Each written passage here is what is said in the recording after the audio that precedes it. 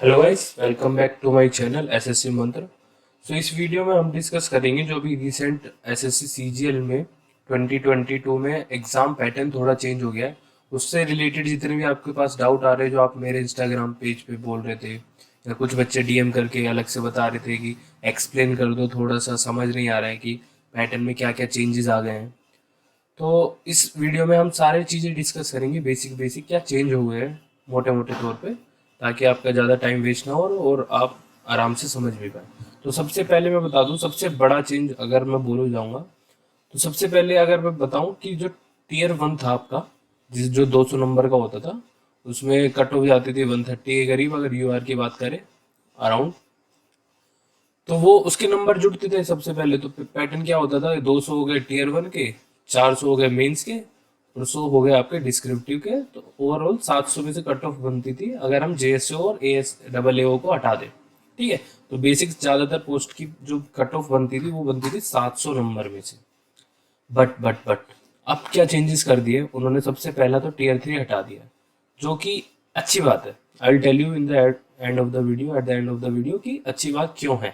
ठीक है, अब जो टीयर वन है इन्होंने क्वालिफाइंग कर दिया। क्वालिफाइंग मतलब कि अब जो ये 200 नंबर थे उसके नंबर जुड़ेंगे नहीं फाइनल मेरिट में।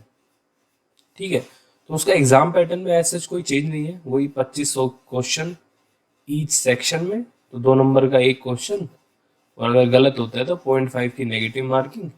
तो जो सेम पैटर्न था वही था। बट अब क्या हो गया, जैसे पहले बच्चे भरते थे, लेट्स सपोज 20 लाख बच्चे आते थे, तो उसमें वो अराउंड 1.5 लाख सेलेक्ट कर लेते थे, तो वो मेंस देते थे। अब भी अंदाजन अंदाजन ऐसा ही होगा कि क्वालिफाइंग ही होगा कि उसमें कट ऑफ निकालेंगे और जिनका पेपर मतलब जिनके नंबर कट ऑफ से ऊपर आ रहे होंगे वो अब टीयर टू दे पाएंगे। बस इसका रोल अब ये रह गया कि ये बस फिल्टर कर रहा है बच्चों को, जो अच्छे अच्छे बच्चे हैं उनको फिल्टर कर रहा है ताकि वो मेंस लिख पाए या टीयर टू लिख पाए बेसिकली। अब अब क्या हो गया बात, जो जो बच्चा 130 ला रहा है, जैसे अगर 130 कट ऑफ गई है, जो बच्चा 131 ला रहा है और जो 191 ला रहा है, दोनों एट द सेम लेवल की, दोनों ने क्वालिफाई कर लिया, इसके नंबर तो जुड़ नहीं रहे हैं। तो अब टीयर वन की वैल्यू खत्म हो गई है, एज इन कि आप 150 स्कोर करो, 180 स्कोर करो। अब वो आप जो मार्जिन बना लेते थे ना कि टीयर वन में मेरी रैंक अच्छी आ गई है, मेरे नंबर अच्छे आ गए, अब वो नहीं कर पाओगे आप। ठीक है, तो बेसिक इसमें इतना चेंज नहीं हुआ, बट ये मान लो कि ये क्वालिफाइंग हो गया है नेचर में, कि आपको क्वालिफाई करना है, अगर मेंस देना तो ये ऑब्वियसली करना पड़ेगा। इसके लिए उन्होंने सेक्शनल कट ऑफ दिए, सॉरी टोटल कट ऑफ दिए, 30% नंबर आने चाहिए, वो तो वैसे भी आना चाहिए, तो इसका कोई रूल नहीं है, इसको मैं समझा भी नहीं रहा। बट ये मान लो ये क्वालिफाइंग हो गया, इसके नंबर नहीं जुड़ेंगे अब। ठीक है, अब आ गया टीयर टू। इसको मैंने अच्छे से एक्सप्लेन टेबल में बनाया, मैं आपको समझाऊंगा।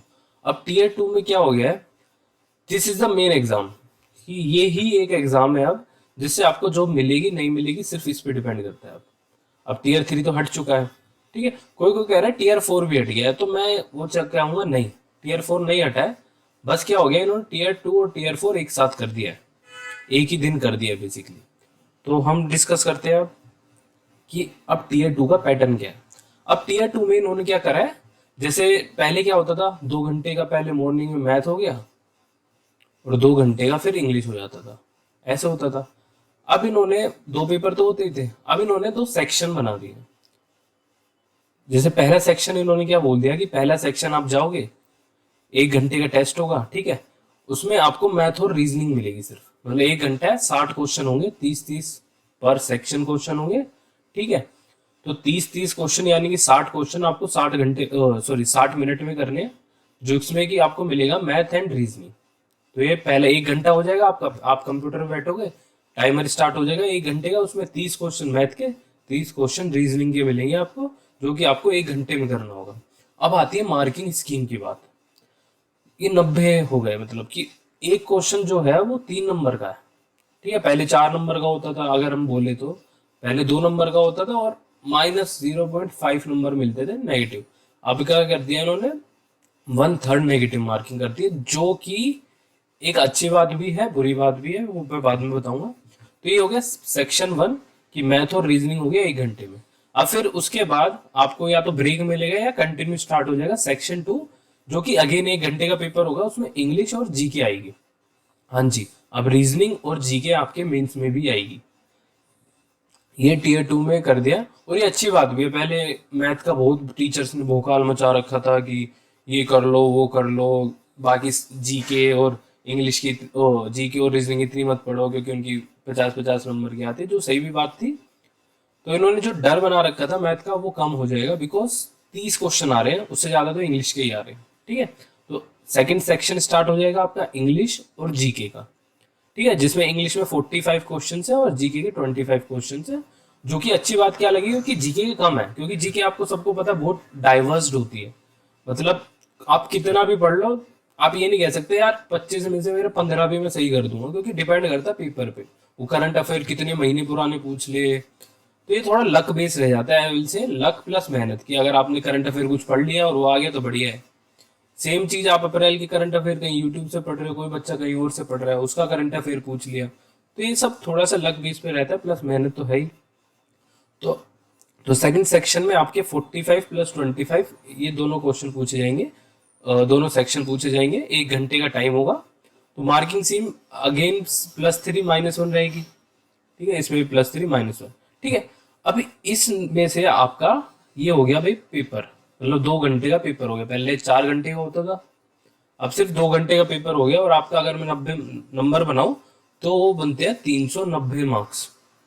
ठीक है, यानी 390 नंबर में से आपकी अब जो है वो लिस्ट बनेगी फाइनल। फाइनल आपकी जॉब कौन सी लगेगी वो उस पर डिपेंड करेगी। ठीक है, कोई कोई कह रहा है सर कंप्यूटर भी तो दिया था, अब मैं उसका रोल बता देता हूँ। फिर होगा आपका कंप्यूटर या सेक्शन 3, जिसको हम टीयर 4 बोला करते थे, कि जो होता था ना टाइपिंग टेस्ट, और कंप्यूटर सीपीटी बोलते थे कि कंप्यूटर प्रोफेशिएंसी टेस्ट, ऐसा कुछ होता था जिसमें आपको एक्सेल या पावर पॉइंट बनाना होता था। ठीक है, तो अब उन्होंने वो पावर पॉइंट वगैरह सब हटवा दिया है। अब उन्होंने क्या कर रहे हैं, कंप्यूटर का एक टेस्ट ले रहे हैं।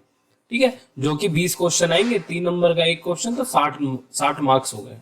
ठीक है, अब क्या होगा, इसका रोल क्या होगा, कुछ कुछ पोस्ट होती है ना, जैसे सीएसएस हो गई, या सीबीआईसी में जीएसटी इंस्पेक्टर या एग्जामिनर, इनके लिए कंप्यूटर टेस्ट होता था, जो सीपीटी जो पहले होता था वो अब भी होगा, मतलब मार्क्स कंप्यूटर का जो पेपर होगा। अब इन मार्क्स की वैल्यू क्या रह जाएगी, जैसे समझो आपको एक्साइज इंस्पेक्टर बनना है, तो एसएससी कट ऑफ निकाल देगी, जिसके 60 में से लेट सपोज 26 नंबर है, वो इन पोस्ट के लिए एलिजिबल है। तो मतलब ये एक फिल्टर का काम करेगा ये कंप्यूटर वाला, कि जिनके 26 से ऊपर नंबर है वो इन पोस्टों के लिए भी एलिजिबल हो गए। समझ रहे हो?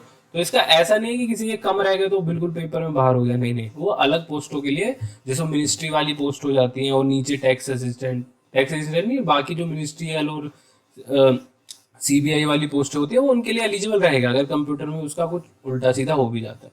वैसे आप पढ़ सकते हैं कंप्यूटर मनोहर पांडे से या फिर लूसेंट से। ठीक है, उसके बाद आता है आपका डाटा एंट्री टेस्ट, मतलब टाइपिंग टेस्ट बेसिकली। उसमें 27 वर्ड पर मिनट है, मतलब आपको टाइपिंग टेस्ट करना होगा, 15 मिनट में आपको 2000 वर्ड्स लिखने होते हैं।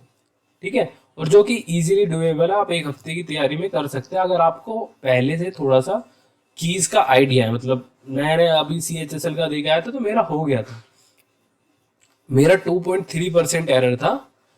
अब मजे की बात क्या है, एसएससी ने इजी कर दिया है इसको, क्योंकि उन्होंने अब 20% एरर तक अलाउड कर दिया। पहले 7.5% एरर अलाउड था, मतलब कि अगर आप 100 वर्ड लिख रहे हैं तो सिर्फ 7.5 गलत वर्ड होने चाहिए, बट अब 20% तक का उन्होंने मार्जिन दिया है, तो जो कि इजीली डुएबल है, आप आराम से कर लेंगे। अब इसमें कोई इतना फाइट नहीं रहेगी कि सर टाइपिंग टेस्ट भी करना है, तो इसका इतना ध्यान मत देना। बस रोज 5-6 मिनट, अगर आपको लैपटॉप की अभी आदत नहीं है कीबोर्ड की, तो रोज 5-10 मिनट कीज पे थोड़ा हाथ बैठा लेना।